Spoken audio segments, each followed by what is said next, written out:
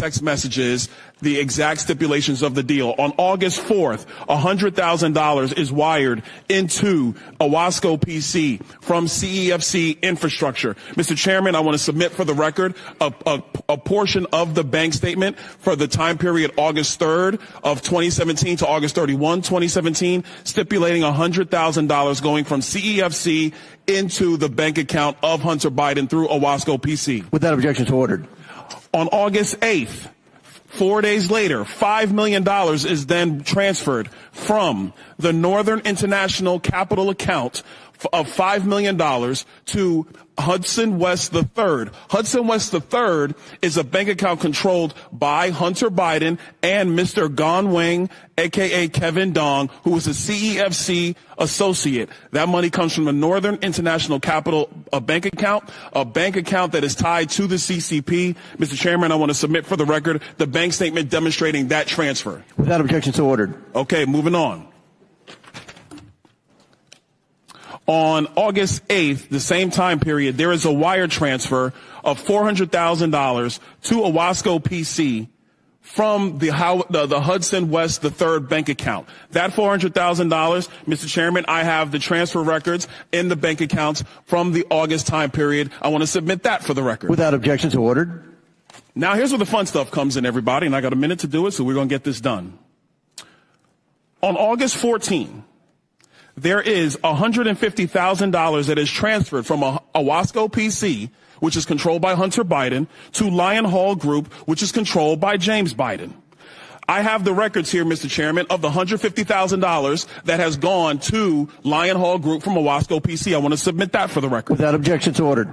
On August 28th, and I believe we have a screenshot for everybody in the room. On August 28th, Mr. Chairman, we have the withdrawal ticket from Lion Hall Group that is signed by Sarah Biden, who is the wife of Jim Biden, for $50,000 to withdraw from Lion Hall Group. I want to submit that withdrawal receipt for the record. Without objection, so ordered.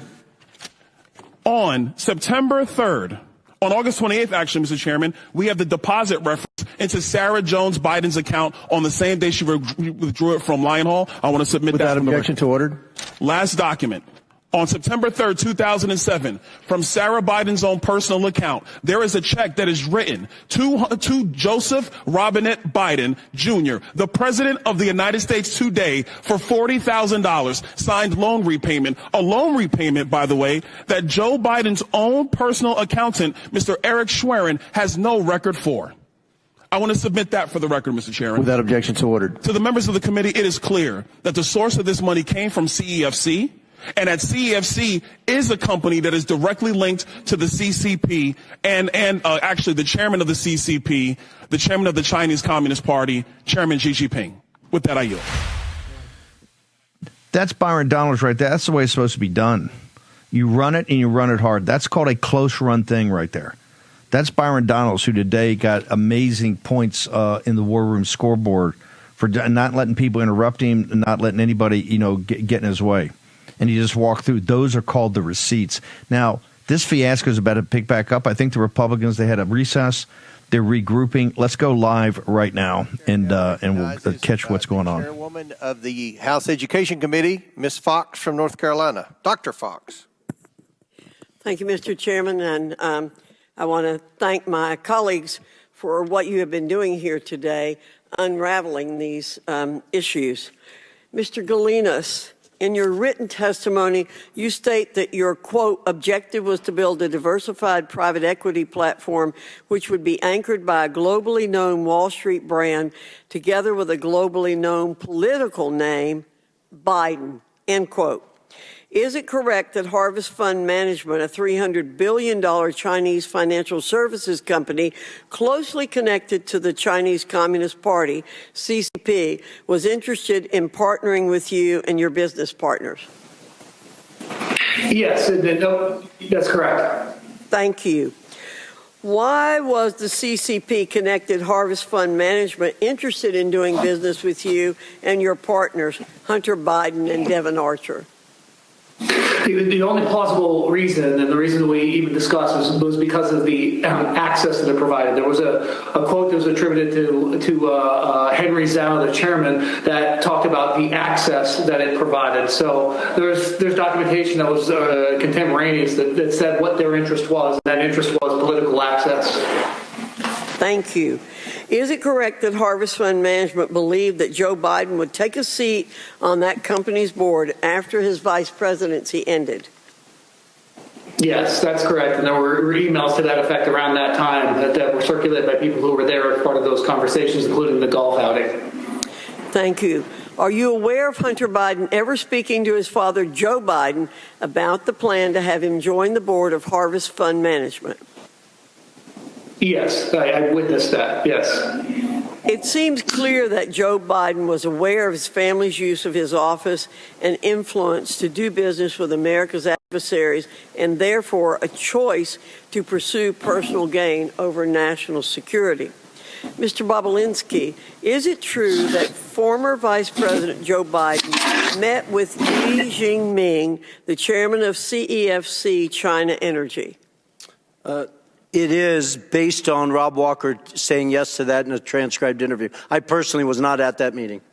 When did this meeting take place based on what Mr. Walker said? Yeah, in my understanding, it would have been February 2017. After they had a meeting in Miami, I believe James Gillier got on the corporate jet of CFC and flew with Xi Jinping and Director Zhang to D.C. in preparation for that meeting.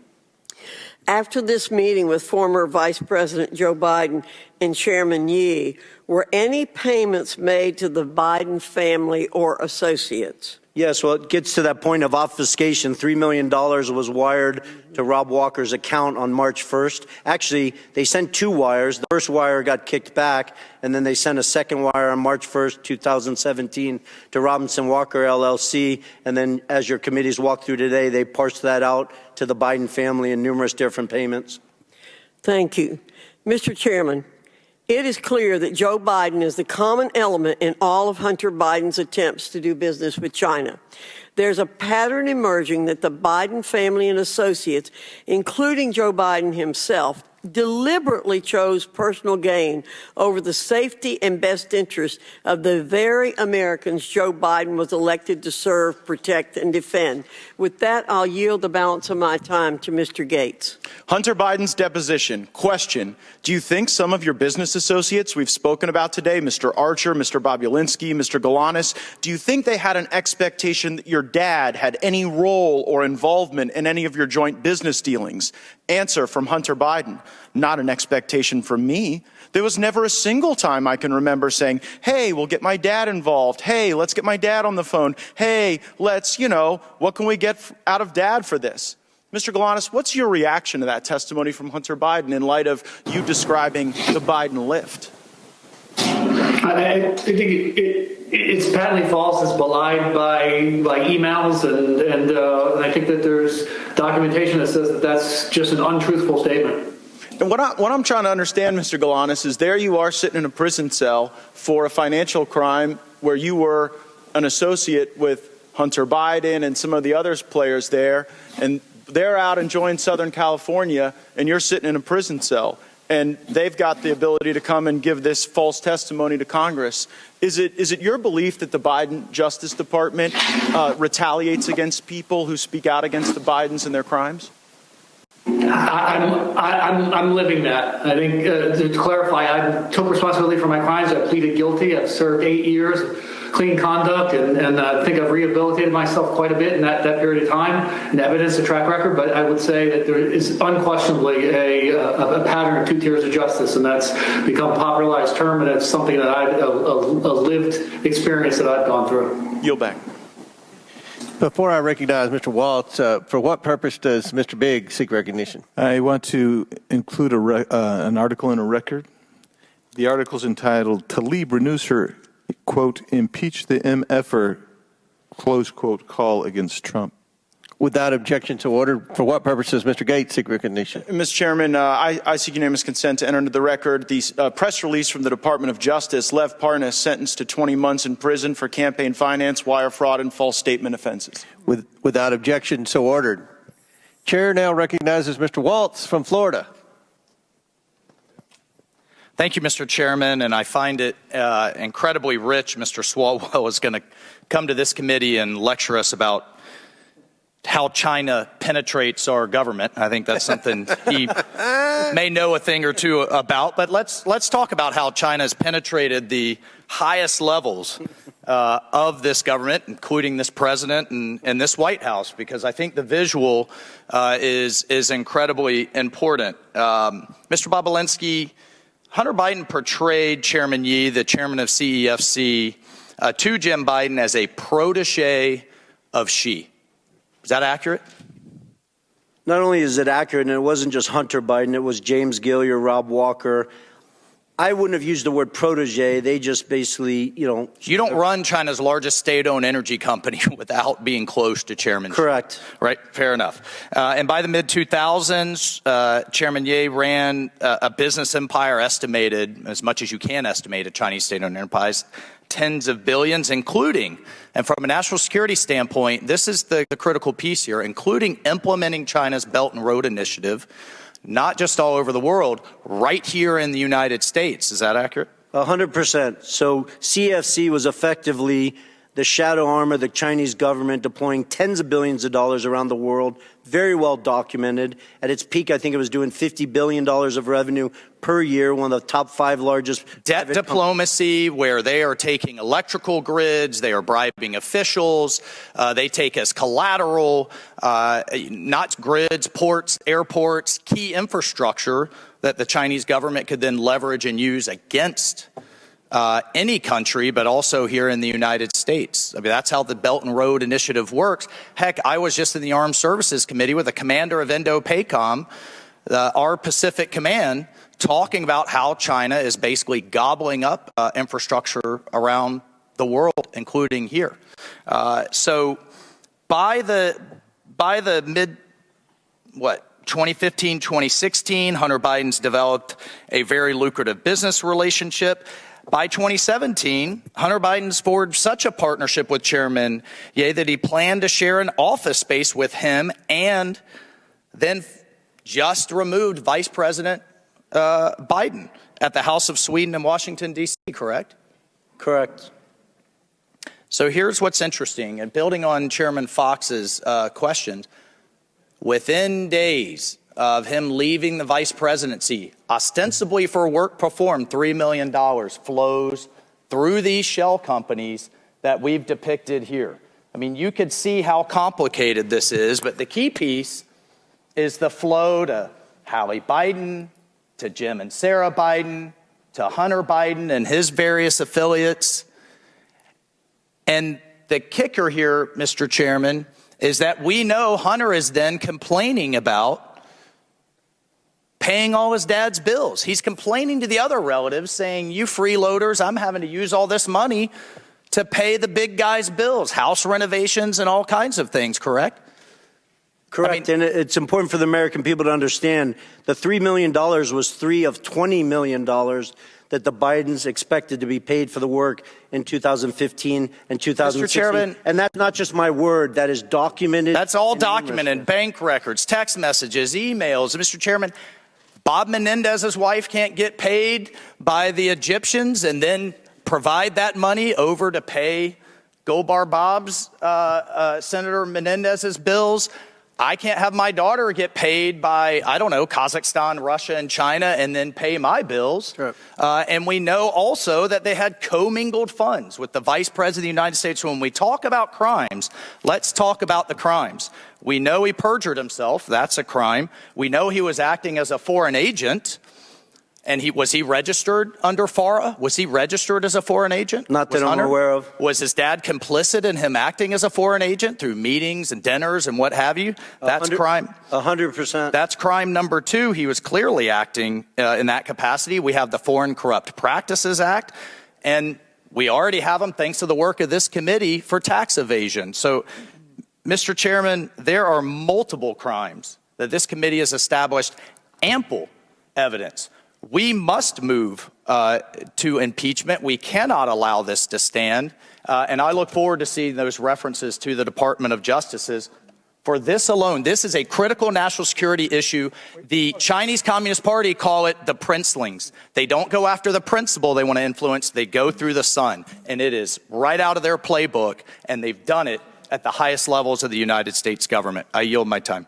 Very good. Mr. Chairman, I just have a couple of UC requests, if that's all right. Proceed. One is from Devin Archer's transcribed interview testifying that Joe Biden had nothing to do with any of Devin Archer's business ventures with Hunter. Second is the declassified intelligence community assessment from the National Intelligence Council, March 2021, detailing efforts by Russian actors to interfere in the 2020 U.S. elections. And finally, most importantly, the U.S. District Court decision from the Southern District of New York in United States versus Galanis, where Mr. Galanis was described as a con artist who wanted to be in business with Hunter Biden but never was, and how they thought that they could add layers of legitimacy to their con operation. If I could have those introduced. Without objection, so ordered. Now the chair recognizes Mr. Gates from Florida. You're a serious business person, Mr. Bobulinski, right? I am. Unlike the convicted felon next to you, you've served in the military, right? Correct. You've done big deals. Correct. Complicated deals, deals that involved foreign businesses, right? Correct. And so what I'm trying to figure out is when you came to realize that you showed up at the wrong party. Because you kind of strike me as a guy who showed up to do a legitimate business deal, and you ended up instead at a bribe. And so as you're looking at CEFC, as you're having this meeting with Joe Biden, as Hunter Biden is introducing you to his web of contacts, when did you go from serious businessman Tony Bobulinski working to make a buck in a capitalist system to a guy worried that you had been unwittingly ensnared into Hunter and Joe Biden's bribe operation with the Chinese Communist Party? I appreciate the question. It wasn't an aha moment. It was more of a process. I am a serious businessman, demonstrated by the different deals I've done around the world and the success of them. But it started, remember, the Biden family wasn't my entry into this. James Gilliar, who I'd known for over 10 years, who traveled the world doing business, kept trying to get me involved. I really had no interest. I sat down in the spring of 2017 to walk through things, and then I quickly put together two businesses, Sinohawk and Oneida. After the meetings in Los Angeles with Hunter and Joe Biden, it started to sort of, bells and whistles started to go off when Jim Biden used the term plausible deniability. Plausible deniability is the first moment, straight from the lips of Jim Biden, right on the heels of your discussion with Joe Biden, where you start to think, this might not be legit. Correct. And my lawyers at the time could attest to that, because I reached out to them saying, listen, I'm a former naval officer. I held a Q security clearance. I couldn't collect. Somebody couldn't take me to dinner for $50. This just does not make sense to me. But you proceed, and then later this thing starts to get a lot uglier. What's the moment you go from, okay, your spidey senses are up, you're analyzing this, to now you know this is a crime that you are bearing witness to? The end of July, when the Biden family put them right front and center in the middle of a $9 billion transaction between the Russian state-owned energy company Rosneft and CFC, a surrogate for the Chinese Communist Party. And was there ever a time in the deals you were involved in where you started to see the money move around the legitimate business enterprise and toward the pockets of the Bidens? Well, the challenge, Mr. Gates, with that is at the time they moved the money, right? You guys have the text messages where Hunter Biden shook down Director Zhang, but I was not aware of that. I spent a year asking questions of, this doesn't make sense to me. Where's the money? I stepped in and had lawyers work to dissolve the two entities.